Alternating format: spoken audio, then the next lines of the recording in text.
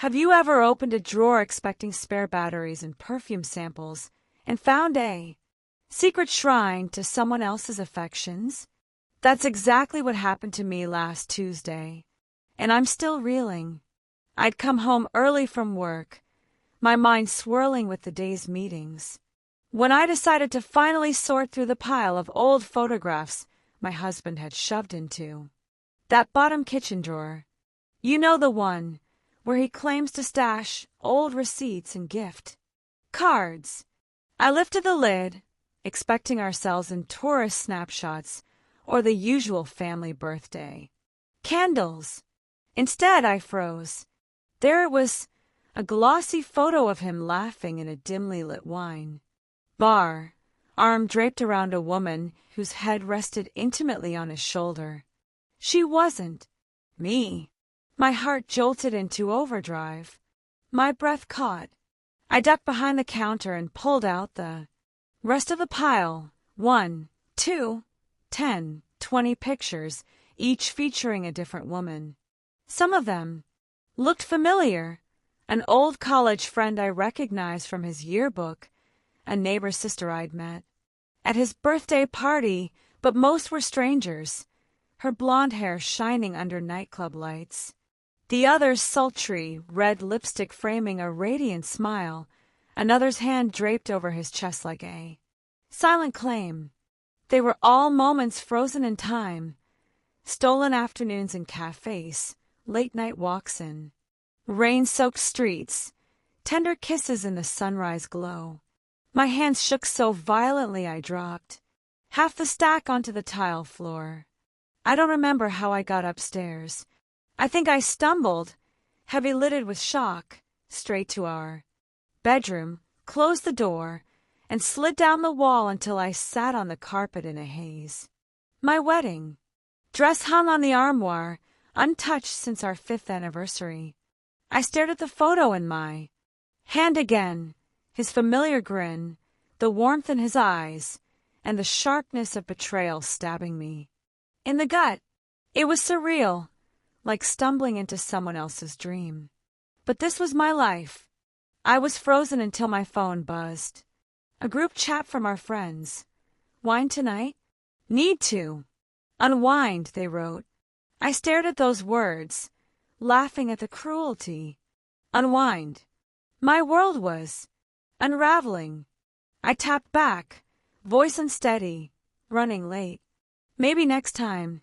Then I turned off notifications and sank further into the carpet, heart pounding, mind racing through every dinner date, every whispered call he took in the other room. Was it all lies? Then tears came, hot, angry, helpless. I sobbed until my chest burned and the photo pages stuck to my tear-soaked fingers. I didn't hear him come home.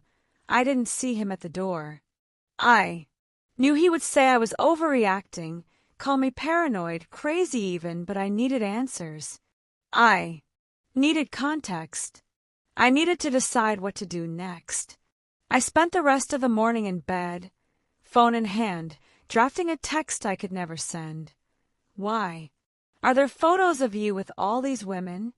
Who are they? How long has this been going on?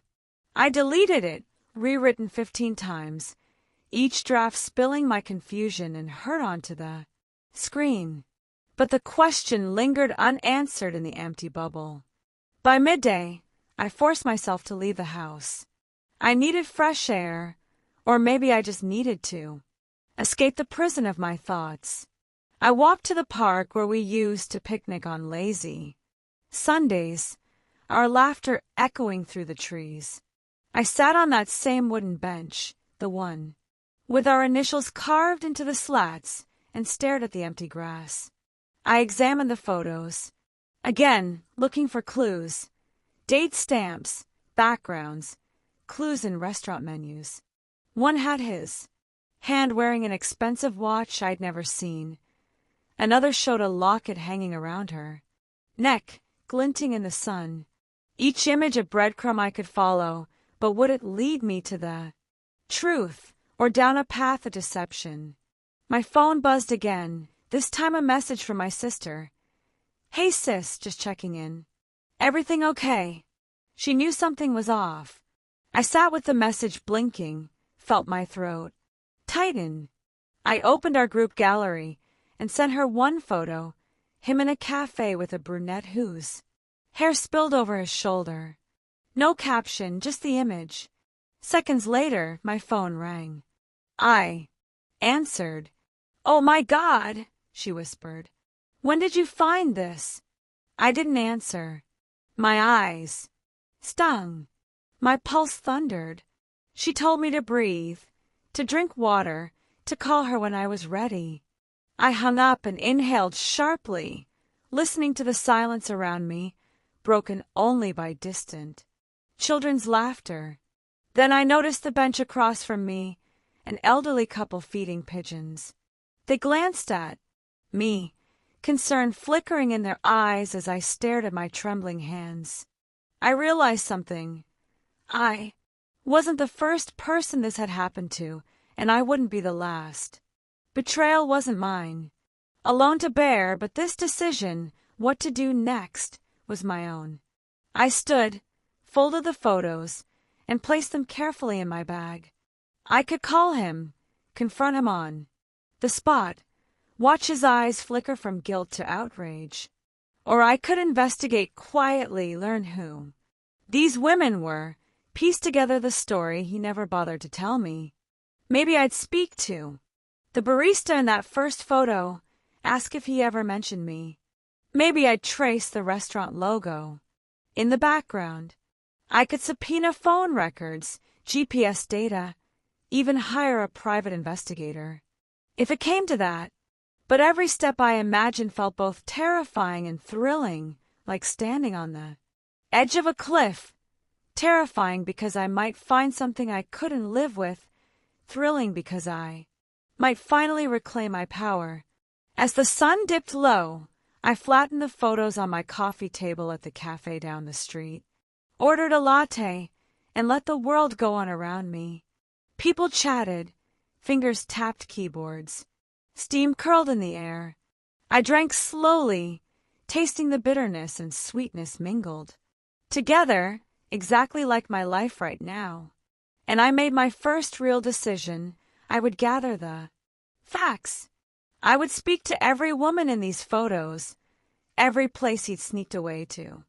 I would map out his secret world and, standing on that evidence, decide whether to demand answers, forgiveness, or my freedom. By the time I returned home, the sky had turned a bruised purple. I slipped the photos back into the drawer where I'd found them, closing it gently so it clicked shut. I stood in the hallway, hand on the doorknob, heart pounding. I could hear him moving inside, the casual hum of music, the clink of dishes. He didn't know I'd returned. In that moment, I felt the weight of my choice to confront him now, raw and exposed, or to arm myself with knowledge first. My thumb hovered over the knob.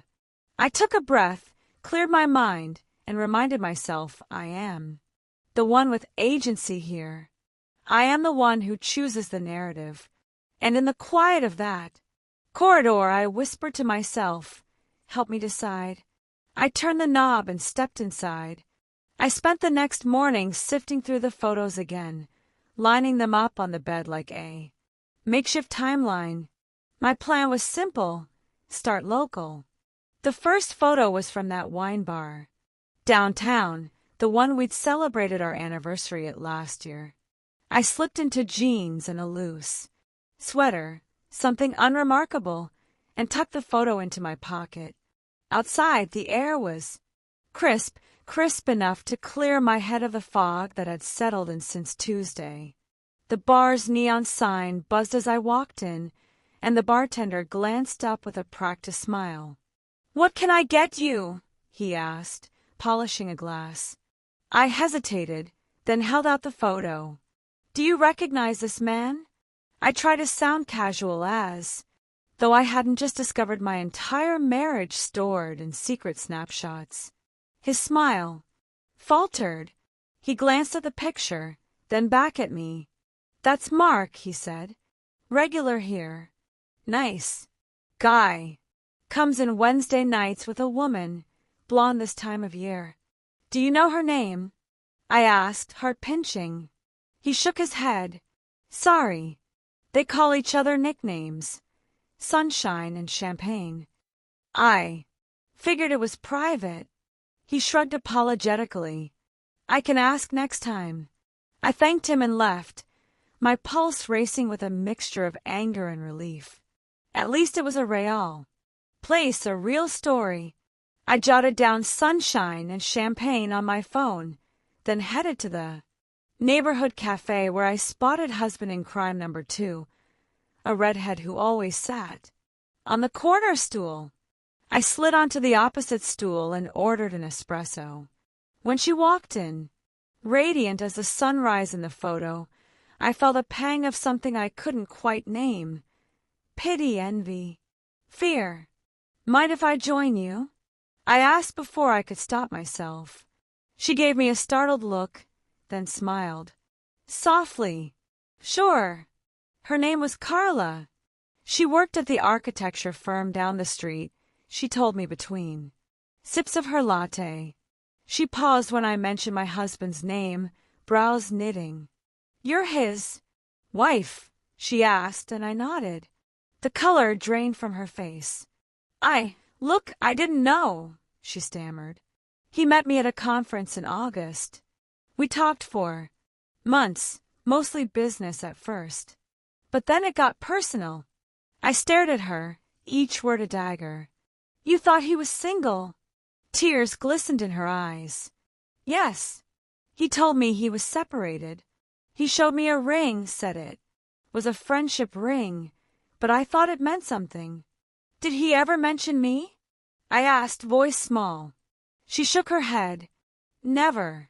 He said you were his archetype of perfect, but that you were busy. He said you'd understand." My hands flew to my mouth. "He lied to you?" She nodded, guilt flooding her face. "I'm so sorry." We sat in silence, two women bound by the betrayal of the same man. I realized then that confrontation wouldn't solve everything. I needed context, why he'd spun these parallel lives, layer upon layer of secrets. The rest of the day I spent chasing down leads, calling the college friend from a photo taken at that reunion he'd insisted I skip, texting the neighbor's sister I barely knew, waiting in my car for her to answer. Each conversation was a fracture in the polished facade of my marriage. She remembered him as always charming, a little elusive. The friend recalled late-night study sessions we all thought were group projects. The neighbor's sister apologized profusely for unknowingly keeping secrets. By evening, I was exhausted, my phone screen littered with half-heard apologies and deflections. I retreated to the cafe table where I'd made my initial decision. I pored over the notes, dozens of women, dozens of stories, dozens of lies. If I confronted him now, I'd lose control. But if I waited too long, his defensiveness would build a castle I couldn't breach. I closed my eyes and listened to the chatter around me, the barista steaming milk, the ding of the order bell, the hum of conversation. I realized that while I'd been unraveling his secrets, I'd neglected myself. I hadn't eaten since breakfast. I hadn't slept more than 4 hours in 2 nights. My ring felt heavy on my finger, a reminder of vows built on shifting sand. I opened my phone and drafted a different text, one that wouldn't accuse or demand but invite him into the light. "We need to talk. I know you have secrets. I want to understand. Let's meet tomorrow at 7. I paused, thumb hovering over send. Writing it felt like stepping onto the diving board. My phone chimed before I could decide. It was him. "Where are you? Why didn't you come?" "Home." I sat frozen, the cursor blinking. I typed, deleted, retyped. I took some time. I'll be home soon. I hit send and closed my eyes. The cafe lights flickered, and the floor seemed to tilt. I realized I was on the brink, between accusation and reconciliation, between knowing too much and knowing too little. I paid my bill, tucked the phone into my pocket, and walked into the night. The city streets were illuminated by streetlights and headlights, each shadow a whisper of what lay ahead. I thought of part 3, the confrontation, the unearthing of his final truths, my own acceptance of whatever came next. As I climbed the stairs to our front door, I felt the weight of every photo pulsing in my bag. I stopped on the landing, hand on the doorknob, and took a deep breath. Tomorrow at 7. That was my choice. And in that moment of quiet before the storm, I made one more I would face him not as the betrayed, but as someone who refused to be defined by his lies. I turned the knob and stepped inside, ready to decide not only his fate, but mine. I stood in the hallway, hand still on the doorknob, heart pounding like a prisoner in an empty cell. Behind that door was the man who had built an entire gallery of secret memories, snapshots, that framed him smiling with other women, laughing, touching, sharing whispers meant to exclude me. I had the power now. I had the choice. Demand his confession, demand answers, demand my freedom, or offer him one last chance at honesty. I stepped inside. He was in the living room, silhouetted against the pale glow of the television. He looked up, eyes widening as he saw the photos spread across our coffee table like an accusation painted in color. He rose slowly, hands lifted in a gesture of peace. "You said, tomorrow at 7, he said softly. I closed the distance between us in 3 strides, folding my arms, trying to keep my voice steady. "Yes," I said. "I did." He nodded, swallowing. "I'm ready." I took a breath. "I want the truth. All of it. No more secrets." He glanced at the pictures. The blonde on the bar stool, the redhead in the cafe, the stranger at the park bench. He looked back at me, his jaw tightening. "I wish I could say there's some simple explanation." "Start with how many women," I said. His eyes flickered to the floor. 28, he admitted. I felt the air rush from my lungs. 28. He nodded, rubbing his forehead. Some were business associates I slipped away with on trips. Never anything beyond conversation, I swear. But with 6 of them, I let it go further. I told myself I was just creating boundaries, separate worlds where I could be someone different, someone more confident. A cold wave of anger and sorrow washed over me.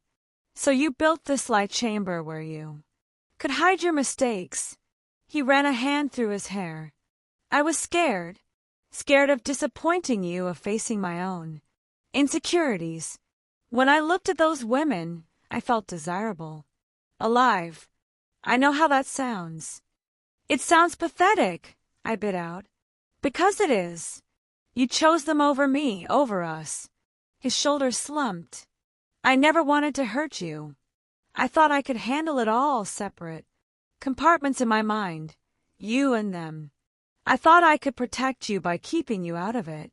I shook my head. "You didn't protect me. You betrayed me." He swallowed, searching for words. The silence stretched until even the clock on the wall felt impatient. Finally, he spoke.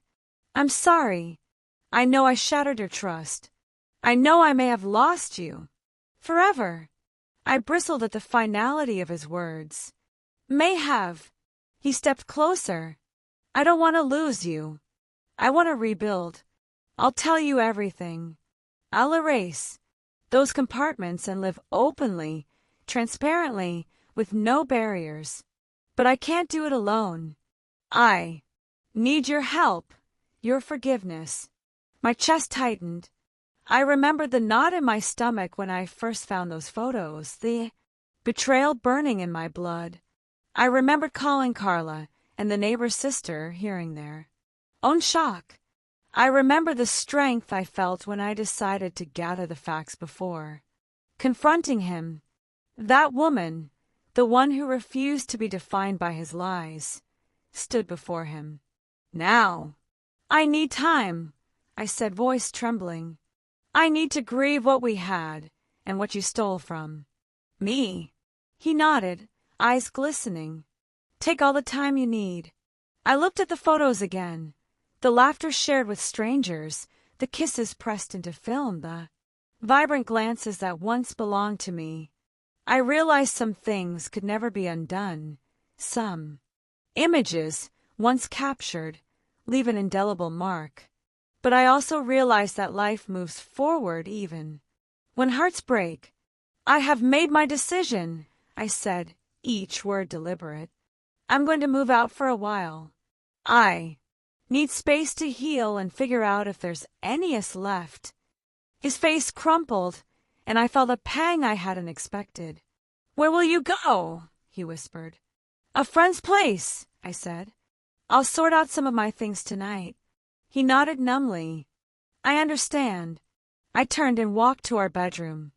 I opened the closet and pulled down the box of love letters he had given me on our wedding day, letters I had carefully saved, believing they were all I'd ever need.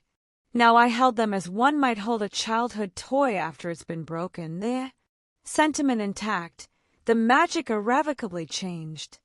I tucked them into my bag, alongside a few cherished photographs of us, the ones untouched by his betrayal.